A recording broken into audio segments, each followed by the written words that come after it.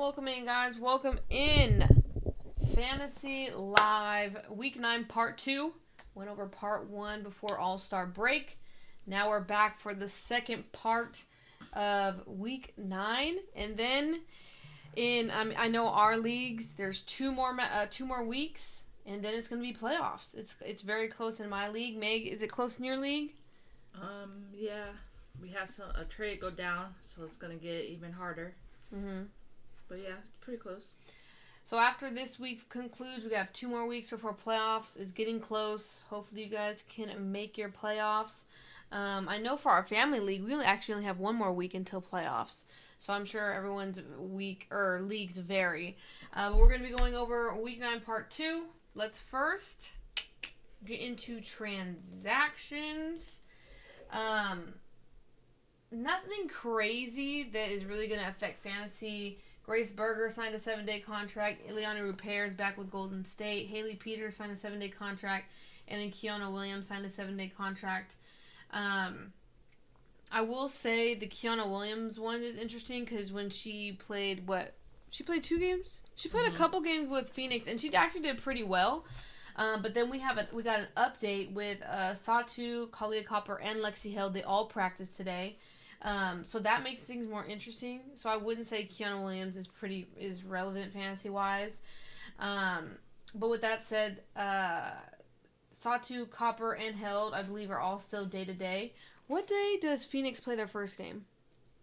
I think Wednesday. Yeah, it's Wednesday. But they're all practicing, so it's all good signs. Yeah, so we don't have an update if they're going to be questionable, out, but they're practicing, which is a good step. Ryan Howard ruled out remainder of July. We talked about that in our recap video. Ariel Atkins was ruled out for tomorrow. Mabry, they projected her back on July 24th. I don't know how accurate that is. They've been pretty hush-hush about it, honestly. Dejanay Carrington, I believe, is questionable now, right? They came out with it today. Yeah. After I updated these notes. So she is questionable for the game. And then Jonquel Jones off injury report. She's cleared. Let us know how you Jonquel Jones managers feel. Probably relieved. You haven't had her the whole season. So that's going to be a good get back. Dejanay is probable for Tuesday. So everyone that held on to Dejanay, she'll be back. Maisha Hines-Allen is questionable. Jackie Young is questionable as well. But I believe they gave Jackie and Asia a rest day today. So they probably just put it as a formality, but still something to monitor. Makoa Okani, I believe, is still day-to-day. I don't think she has a designation yet. They play Wednesday, like Meg said. Are you sure it's Wednesday? Yeah, Wednesday. Okay. 7. So they play Wednesday, like Meg said. So we probably won't get an update until tomorrow on that. And then Ariel Atkins is going to be out. I said that. Michaela Onyenwere is out as well. Caitlin Clark's out. Anyone I'm missing, Meg? I don't think. No. I don't think so. I mean, here we can just talk about the big news. Emma Meesseman signs with New York. Congratulations, New York, on your back-to-back championship. No, I'm just like. I mean, we'll talk about more of like the basketball aspect probably on the Week 10 recap or Week 9 Part 2 recap. But fantasy-wise, there was an update that said that she still has to go through like the visa process, so it's like 1 to 2 weeks. And then she has to get acclimated into the system. I don't think she'll be back for fantasy for us. I mean, what do you think, Meg? Maybe in playoffs. And then you have to risk it. Yeah. Because who knows how many minutes she's gonna play. If she's gonna be worked in right away. Yeah. So especially with Jonquel coming back. If Jonquel was still out, I would talk differently, but now Jonquel's back as well, so yeah. Oh my god, those two though? Yeah. Together? It's a crazy lineup. It's gonna be scary. And I might have concerns for everyone's production now. I'm curious to see how it works itself out, but I mean if it's 2 weeks, you're looking at maybe the last regular season week for us or going into playoffs like Meg said. I wouldn't particularly rush to get her unless... Is she going to be IR eligible? Is she on... Is she O? No. Is she not even on the wire? No, she's there. Oh, but she's not she's just IR eligible. I think she's claimed. Like, you have to do waivers for her, but she's available.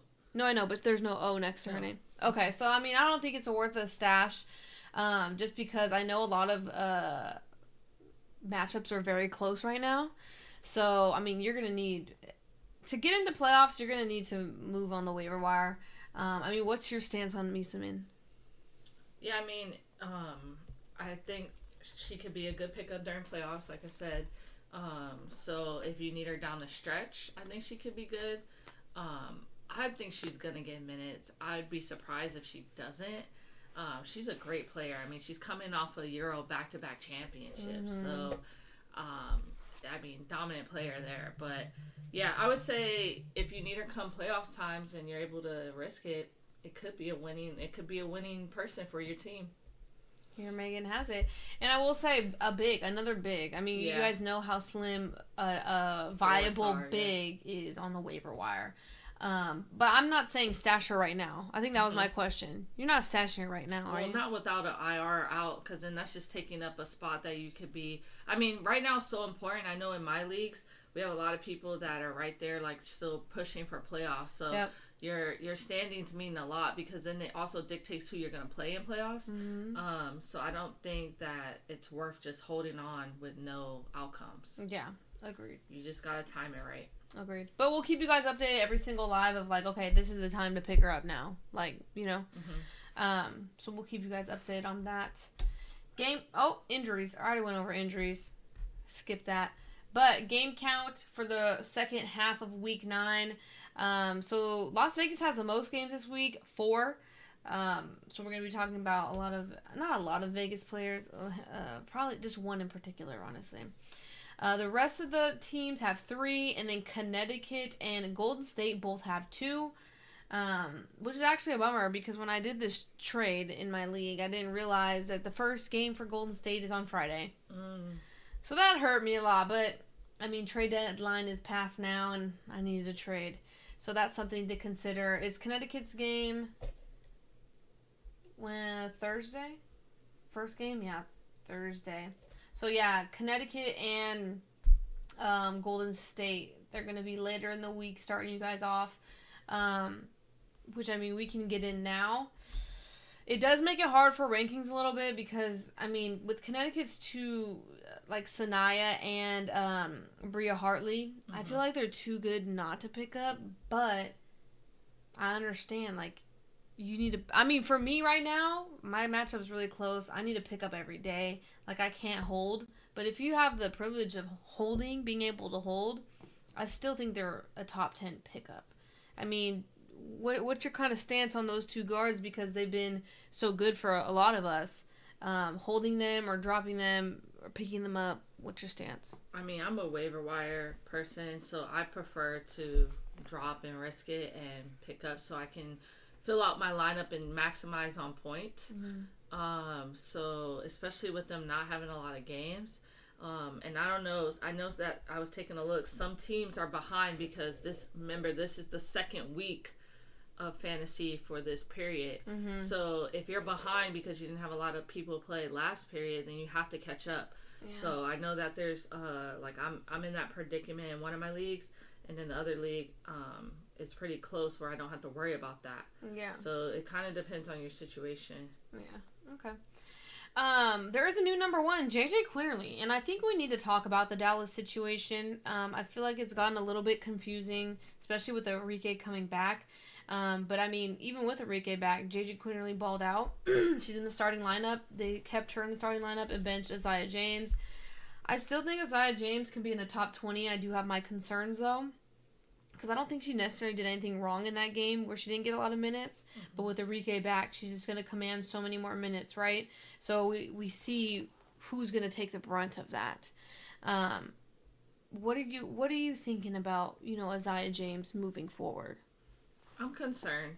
They're going to play JJ for a couple reasons. JJ brings speed. She's a primary ball handler, and she plays good defense. So I think that out of the 2, she's got more upside. But you have to keep in mind, too, that Dejanay's coming back. So that's another person that's going to potentially be taken from Isaiah. So I'd be very mindful of that. Good. Because, they got Louisa, JJ, Dejanay. They got a lot of players now that are back and going to be getting those minutes, I think. Yeah, and I mean, they lost Ty Harris a couple weeks ago to that knee injury, and they've been looking for a point guard. Mm-hmm. I don't think, like you said, or you didn't say it, but I mean, Dejanay's not going to take JJ Quinley's spot. JJ Quinley is essentially into the point guard. Right. Is taking that point guard spot. Mm-hmm. That's why she's thriving and getting more minutes. Mm-hmm. So yeah, with Dejanay coming back, I think it more affects Isaiah James. So curious to see how that works out. Now I'm looking at it like I should have maybe taken her out of the top 20, or you think she's still going to be a viable play? I think initially she still will be, because I think, at least in the sake of Dejanay, she's still coming back.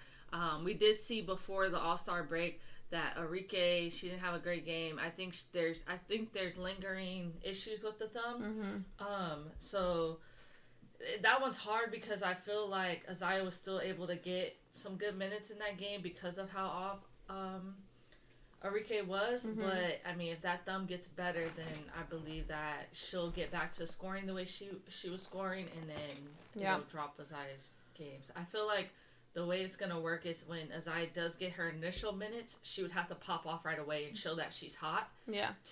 For them to move away, and when they move away and go with Isaiah, I think JJ will be hurt from that, because if Isaiah comes in hot, they're probably going to move Paige to the point and then keep Isaiah in that way.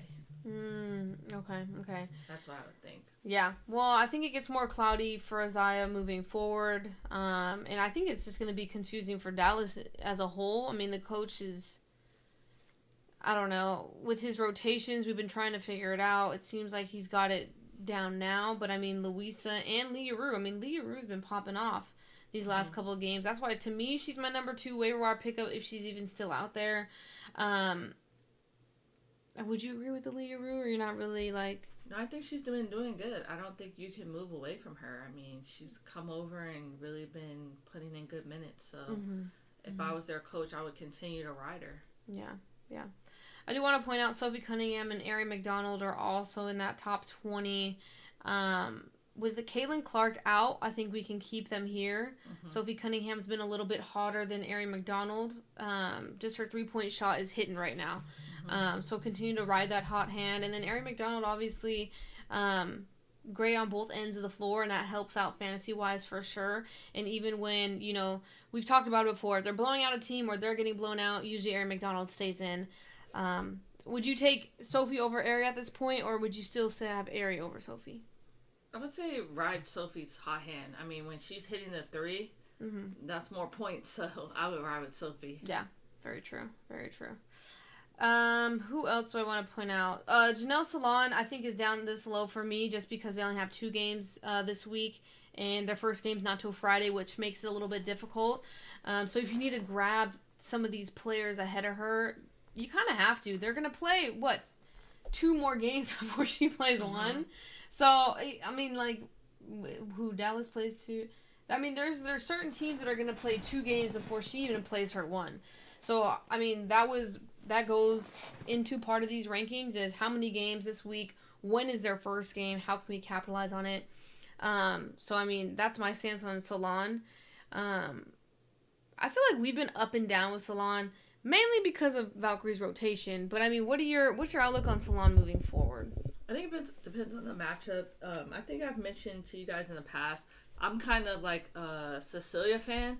I tend to want to ride with her more over Salon. I just feel like if she gets hot, she'd be more consistent than Salon. So that's kind of where I'm at. And I mean, we know how the Valkyries are. They pretty much change their rotation up depending on who they're playing. So yeah, it looks like she has the starting role, and they're not really moving from that. So obviously that comes hopefully with good minutes, but I'm not sold. That's why we have her ranked low. So you would have Zandalicini ranked over Janelle Salon? I just feel like she has a higher ceiling, because if she gets hot from you could say the same for Janelle though. I know, but I just like Cecilia's shot better. Yeah, but I mean, Janelle has a starting position as of now. And if she starts hot, she's going to stay in. Yeah. And you're right. I mean, Valkyries stay with hot hand usually. Mm-hmm. So you get the start and you're hot, then I mean. But they've both been doing pretty well, enough where it's they've been solid. Getting double digits. So it's not wrong really either way you go, because, yeah. They rotate Valkyrie so much that it's always a question mark. Yeah. So, I mean, Meg would probably have Cecilia a little bit higher than I had her. There was just, I don't know. I'm always weary with the Golden State. But with the news of John Quell coming back and Emma Meeseman, I think it's going to hurt Kennedy Burke. It's definitely going to hurt Niara Sabali. So you have to be cautious with them. I think right now they're still going to be fine. Like, you could probably get some good points from them. I would trust Kennedy Burke more than Sabali with John Quell back, Yeah, agreed. But then when Meeseman comes in, I think it makes it way more murky. Curious to see what they're going to do off of that. And for some reason, I think I don't know, I didn't. I thought I switched Fag Benley and Xana Lassini in my final rankings. I would feel more comfortable with that, actually, if we flipped it. So, I know you guys are looking at it right now, but I think I would move Xana Lassini to the 22 spot, Temi down to the 26 spot. We obviously know Temi is a starter, but it's just not a lot of fantasy production, honestly. 15 points in our last game, and Xana Lassini had 20. So, I mean, what are you thinking on those? Or on Temi, anyways? Because Temi's always a big question. Yeah, I agree. Temi's just not doing anything for me for fantasy. She's just not, the production isn't there. She's not really doing much offensively. She's getting her few points just from rebounds and maybe a block or two here and there, but it's not a whole lot on the offensive end, so it's just no high ceiling there. And the other player I want to... Where did she go? Natasha Mack has been doing very well. I don't know if anyone's been really paying attention to Natasha Mack. 25 and 24 fantasy points in her last 2 games. Obviously, if Kalia Coburn saw 2 come back, again, gets murky. But if they're not in, I think she's going to be a solid play. I mean, you'd agree about Natasha Mack. Yeah. And we get to the end where it gets a little like, okay. JC Sheldon, I think I have her ranked this low just because the possibility Marina Mabry comes back. I can see her maybe falling. I think they're going to ride Bria Hartley and Sanaya Rivers, and the only one that doesn't fit that equation would be JC Sheldon. Sheldon's been more inconsistent compared to those two as well. So I think that's why she's this low for me. But she's good on both ends of the floor, so she can still be ranked in the top 30. What do you think about JC? Yeah, I agree. They're going to go with, the hot hand. So, yeah, Bria's been going off right now, so they're just going to ride that. And then I wanted to point out Dana Evans. Dana Evans has been doing pretty solid. 15 fantasy points in her last game. If Jackie Young doesn't play, she gets a bump up as well. She's just been doing really solid, and if she's out there, I picked her up a couple of times. She's been giving me double-digit performances, something I need. That's really good as a waiver wire pickup, especially on those days where it's like there's no games and you really need something. So I would still have her as a viable pickup. Yeah, I'm staying away from the Aces. I'm curious to see how they bounce back after All-Star. There's a lot of talk saying that they're gonna have a different other half of All-Star season, so we'll see. I don't know. I'm not on the Dana Evans train right now. She's been consistent, though.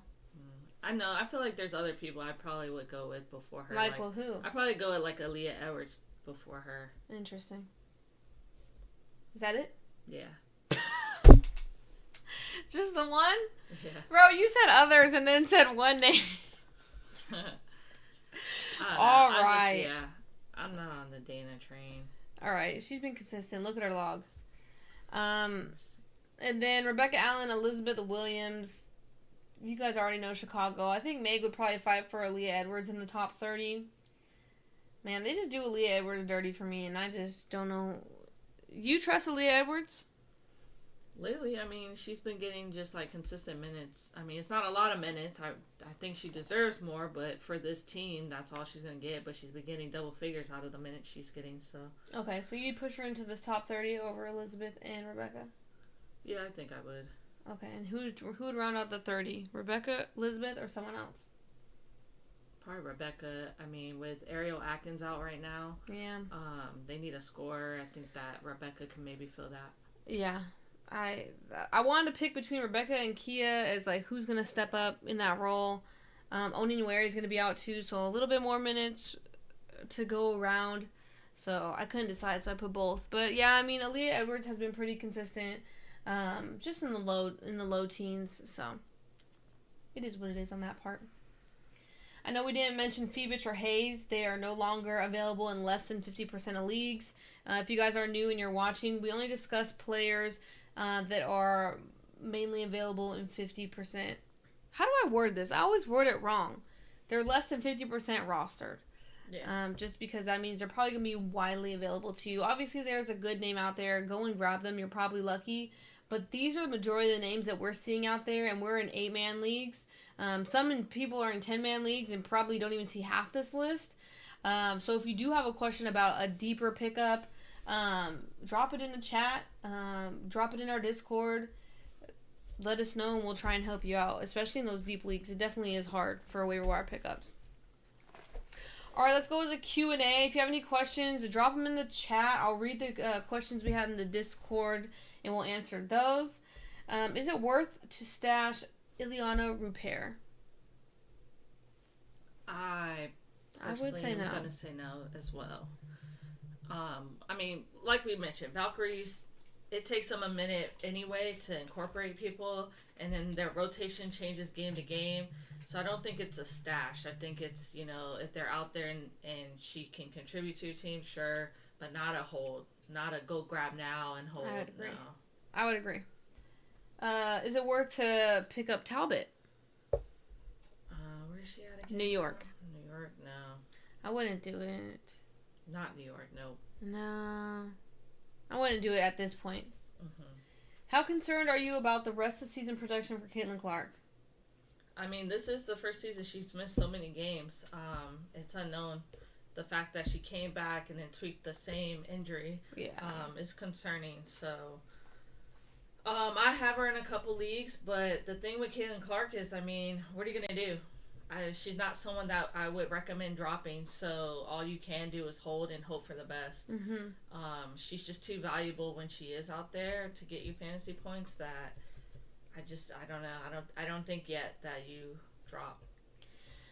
I agree. I feel like I wasn't concerned when she came back at first, but then she tweaked the same injury again, so it makes me more concerned. Because I feel like they're either going to hold her out longer, or she just comes back and then she tweaks it again. Like, there's more re-injury risk. I mean, even, who was it? Lisa Leslie was like, I tweaked my groin and I still have issues with the groin. Mm-hmm. So, like, I know she was going to see specialists this week or something like that. So we have to keep that into consideration. They just might hold her out even longer. And make sure, like, she's maybe not 100%, because who knows, with a groin injury, can you get back to 100%, right? Mm-hmm. So I would just be concerned that she either won't finish out your fantasy season or will be back late in playoffs. That'd be my biggest concern. And then lastly, drop Isaiah James now that Enrique is back in JJ's starting lineup instead. We kind of answered that one. Yeah. But would you drop her, though? If you needed to pick up for your team. She's droppable now. Yeah. Okay, because I feel like at first we were like, I personally wouldn't drop Isaiah James. I mean, like I said, it's all about whether or not you can win the week. I mean, every win matters going into playoffs. And they have their Enrique's back. They got DJNA coming back. So, yes, there's going to be games where Isaiah pops off. But to hold her for her games, I mean, like, this is not a bad week to hold on to her because Dallas does play, 3 times? Yeah. So this isn't a bad week to hold her, but I'm saying moving forward, if they're not playing often and she's not really, you might have to drop for another person on the waiver wire for points, so. Yeah. I feel like he got into that point where it's like we were riding Isaiah's hot hand, and now there could be that, like, down period now where it's like, okay, you could probably drop her if you actually need to do so. Personal question, Meg. Would you drop Sammy Whitcomb or Rachel Bannon? Or would you just lose the week? That one's tough because I don't see Sammy falling off just because Satu and Kalia come back. Bantam is struggling right now, and I think it's temporarily because Ariel was out, Angel was out. Yes. They were dealing with a lot, but I see that when they come back, I feel like they're going to bounce. She's going to bounce back. Yeah. That one's tough.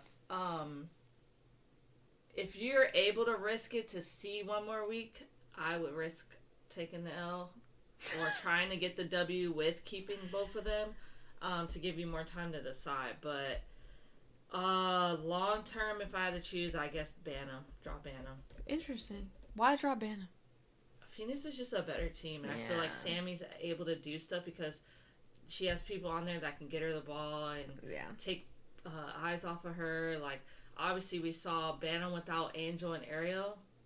She struggled a little bit. I mean, she still got double fit at like 11 or something like that. I can't remember, but it wasn't her normal thing because she didn't have the players surrounding her. So I agree. I think that was what I was leaning to. I was leaning to the player on the better team.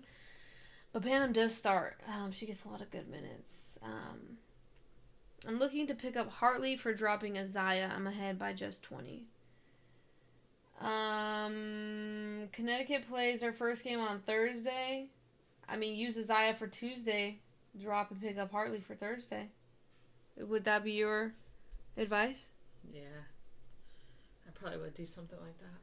I mean, that would be mine. Just use Isaiah. I mean, you might as well because... Yeah.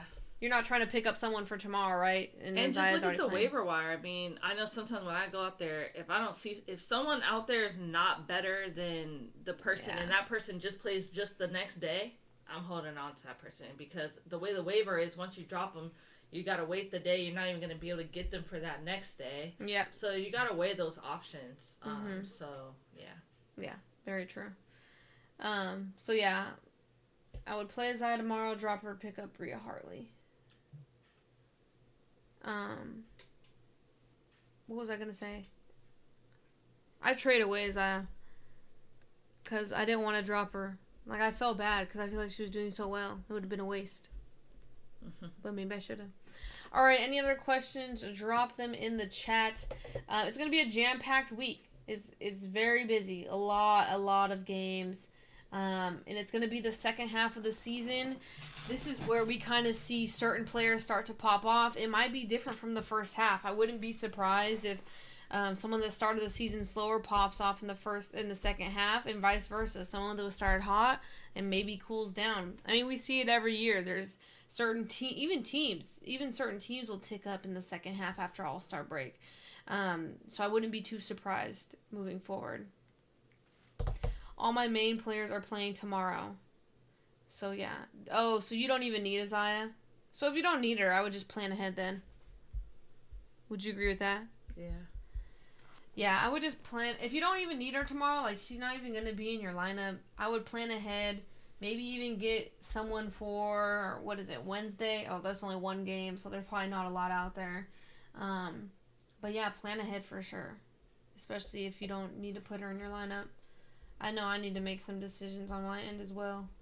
I faced that same situation but I was debating between Sammy and Bantam. That was mine.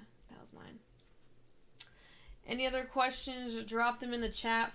Like I said, after this week, we only have 2 more weeks until playoff starts, and we're probably gonna break down playoffs like. Not deeply, but we're going to look ahead and be like, all right, these are the players that are going to have the most matchups in your first round of playoffs. Because if you look ahead, it's just going to be easier to map it out. And I feel like a lot of people say, especially basketball, fantasy basketball, it's unfair because, you don't have the same amount of players or the same amount of games in that week, which makes it difficult for sure. So we'll have something like that where we're mapping out the games ahead of time for playoffs to prepare you guys. But if you didn't get your question answered on live, either drop it in the comments or join our Discord. The link will be in the description, and we'll answer that. Or the community in our Discord will answer it for you guys. They're very good at doing that. If you're new here, make sure to hit that subscribe button. We do fantasy basketball all season long.